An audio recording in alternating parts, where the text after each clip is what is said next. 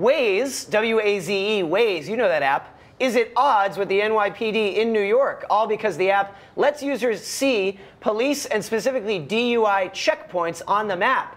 Alexis Keenan is here to explain what is going on with Waze here. Yeah, so for those people that don't use the Waze app, this is a feature that allows users in real time to crowdsource information. So for example, they can post, and I actually just got off the phone with a representative from Waze who said, okay, they can post an icon saying that there's a police presence, although the spokesperson said that the details of what exactly that police presence is not necessarily a feature that it's capable of. Now, I've seen different reporting on that, but that's their position right now, and they're checking into it. But the idea is that, right, there's going to be this posting to warn drivers, commuters, that there is a checkpoint. Yeah. And particularly the concern here by the NYPD is that it's a DWI checkpoint, and according to the NYPD, they say that prevents them from being able to carry out the laws of the state. And they don't want people to know, because then maybe they pull off the road before the checkpoint. The element of surprise, they get away with it.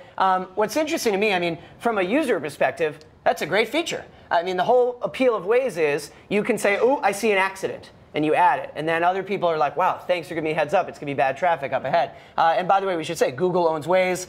The reason I no longer use the Waze app itself is because, as I understand it, they've already integrated Waze in most ways into Google Maps. So I just use Google Maps when I'm driving. But my parents love Waze. They use the Waze app. So for a user, this is like, oh, great, I appreciate it, a police checkpoint, because forget just DUI, but also slow down. It's like in the old days, this is the techified version of what in the old days was flash your lights to someone to say, hey, buddy, there's a cop up ahead. I just passed the cop. Which I don't think people do enough of, to be honest. And, you know, and Waze has said that they think this is a safety feature in many regards. So it maybe cuts both ways here.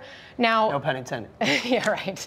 So actually, though, all of this this precedent here, the Supreme Court said in a 1990 case that yes, these checkpoints are legal, they're constitutional, because it does make you stop and think for a minute, why are police able to set up unannounced and stop and search? Because the actual stopping of the vehicle, that is tantamount to a seizure. So these are permitted under the Constitution. Are you allowed to, under the Constitution, though, say, I don't want to be...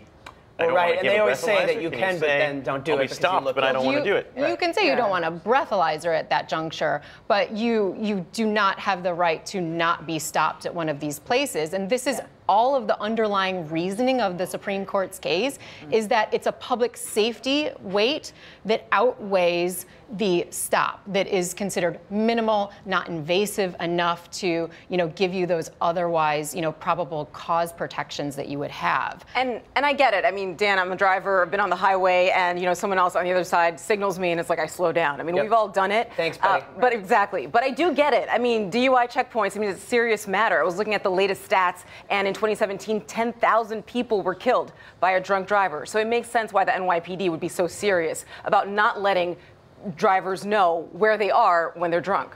Right, and another argument too is that, okay, on one hand, there's data showing that there's a 20% reduction in drunk driving when these checkpoints are put in, you know, in place. But on the other hand, notice that they exist also makes people think twice about getting behind the wheel when they're intoxicated.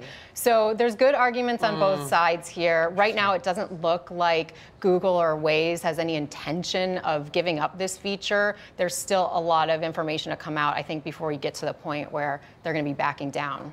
The NYPD just doesn't like that it's getting scooped. No, they're getting scooped. Scooping us. All right, Alexis, thanks so much. You're welcome. Good stuff.